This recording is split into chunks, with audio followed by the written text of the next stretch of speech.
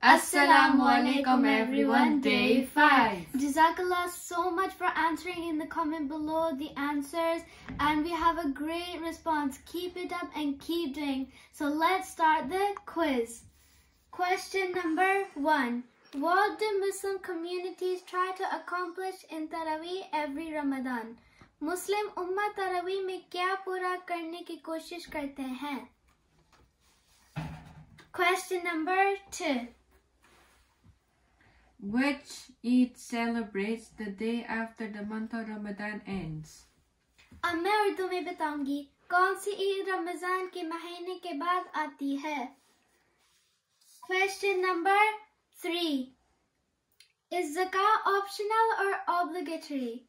क्या zakah इख्तियारी है या वाजिब? Now we're going to move on to the fourth and final question. Keep it up, guys, and keep answering in the comment below. When does fasting in Ramadan become obligatory on a person? Ramazan में रोजा कब वाजिब होता है इंसान पर? अब हुसैन आपको एक हदीस सुनाएगा. Whoever does something good in Ramadan, Allah subhanahu wa ta'ala multiplies it by 70.